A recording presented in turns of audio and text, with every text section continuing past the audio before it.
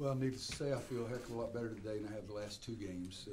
I thought we had to do two big things. One, we had to show the guys that we didn't play as well as we wanted to play. So we spent a lot of time on Florida State and Virginia both on the tape, showed them a lot of plays, showed them plays where we didn't have the heart or the brain, either one involved, so we needed to play better.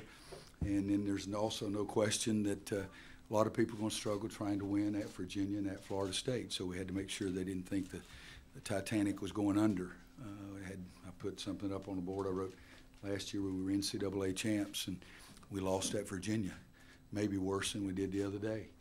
And last year we were the NCAA champs. We also lost at at Miami. We don't play at Miami this year. We play at Florida State, so we lost in the state of Florida. So we checked two of those suckers off our checklist. Now we can move on. But you can't panic or anything like that. I thought a couple of things. I thought our defense early was pretty good. I thought Joel set the tone. Kai Bowman he's those three guys. What did they end up with? Jerome had 15, Bowman had 21, Jordan had 11. Those guys are really something. And I remember Coach Fedora calling me and telling me they had a commitment from a receiver down in Havelock, and I said, I love that area of the world. Wanda's family's all from Newport, so it's right around the corner. And he said he's supposed to be a pretty good basketball player. I said, well, tell him he can play basketball for us. He could, but he wish somebody from Havelock had called and said, you know, he's really, really good in basketball too, but I don't think he signed until late. But I love their team. Jimmy's really done a good job. Those last couple of years, what he's had to fight with has not been fair, so I like his team, but we were pretty much focused better than we have been recently. Luke was sensational, to say the least, 32 and 18. He had 3 turnovers. I got on him about that, but he did tell me he thought he won the tap, which I don't think he did because they got the ball. But we didn't make many shots. Second half, we missed a couple of 2 or 3 feet from the basket and didn't make many threes, 9 for 27. But other than a couple of stretches there, I thought we played very, very well. We shot the ball really well early. We attacked them early. We got some points in transition early. We got some offensive rebounds early. 58 to 23 on the backboards is about as big as you can get. What went into the decision to change the starting lineup? We got beat twice in a row and we weren't playing well, so I decided to do something. And I may go back big the next time, who knows. But the other thing is, even Stefan, he was 2 for 4. I don't know if it's Stefan or Stefan, so I apologize if anybody knows. But he was 2 for 4 from the three-point line as a 4-man. So going small was also better for our matchups. And so we decided to go small and change something, and it was a good team to go small against.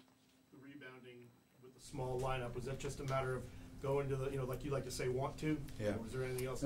Basically told them if we're going to play small, you better rebound, or we ain't going to play small. It's pretty simple, but it started off good. We missed the first shot, and Cam, I think, got the offensive rebound and dunked it back in. So, but we needed a bounce back, and I think that was a good one. Did you have to tell Cam or Theo to go to the basket, attack the basket? Well, we were trying to. I was trying to think. I guess yesterday, in the offensive emphasis of the day was attack, attack, attack. It's what we tried to emphasize during the pre-stuff yesterday, getting ready for Boston College. They don't have one of those 7'1" guys with one eye in the middle of his head either. So we tried to challenge the basket a little bit more against them. Did Luke come out with like a little different attitude or approach to the game tonight? Well, everybody around here, if things go a little bit south, everybody starts worrying and worrying and worrying. I've got really good kids. They care about what people think. I tell them to shut up and play. But I think that they started feeling a little pressure. And I told Luke, you don't have to be anybody else. Just be Luke. What changed from 5 games ago? You go back, and it may be 6, it may be 4. 4, 5, or 6 games ago, he was being talked about as one of the breakout players in America. In the last 3 or 4 games, he's played like Barry Jacobs.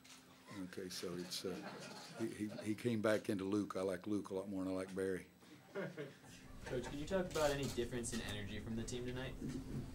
Well, you watch the tape the last 2 games. We didn't have a very high energy level those games, and I think that was, again, as I said, guys, the focus was we got to play harder, we got to play smarter, and see if we can get a little more energy than we had the last 2 games. Take 2 or 3 more quick questions. Coach Christian's ready. Was there an adjustment as far as turning to start the break a little faster, as far as 1 through 4, pushing it up there? No, I mean, when Theo rebounds the ball, I mean, Boston College, they have one of the best breaks in the league when Kai gets the rebound, because Kai is averaging over 7 rebounds a game. He busts out on a break, and it's pretty impressive. I've said for 100 years that when the Lakers were really going up and down the court, the best break was when Magic got it off the board and busted out, because he'd already left 2 or 3 people behind. And so when Theo gets it, I'm always yelling at him, push, push.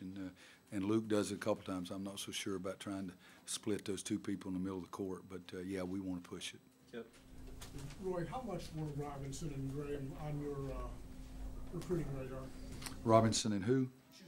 Kai Bowman. Bowen. Kai Bowman was not at all. I mean, Larry Fedor called me and said they have a receiver that's committed and he wants to play basketball. I said, great. And I don't know the story, but from what I've heard is that, at that point, football signing period was in February, and he got started off in November, December, and was playing great, and everybody said, are you sure that you want to just think about football, that he was playing great at that time, and then all of a sudden the offers started coming in. That's like I said, I wish somebody from Havelock had told me he's playing that well, but and Robinson, no, I did not know. Take one more. How much, Roy, do you feel like Steve over here boxing me out? Yeah. How much do you feel like? I wish our guys would box out as well as Steve does. I haven't seen your butt since I got in, but I've seen all of Steve. The small lineup may have helped. Do you feel like it may have helped Luke get off to that fast start just because of the matchup wise? Maybe. I think it's just between his right ear and his left ear. And, I mean, he's really a good basketball player who's worked so hard. He deserves to have some of this success. And he's done some good things in those last 3 or 4 games. Even, I will say this, I've already hurt Barry's feelings, so I'll really make it really bad.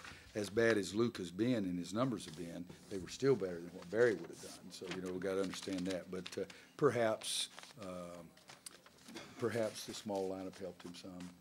But ask him. He'll give you a great answer. He was just so proud of you. Almost got the opening tip.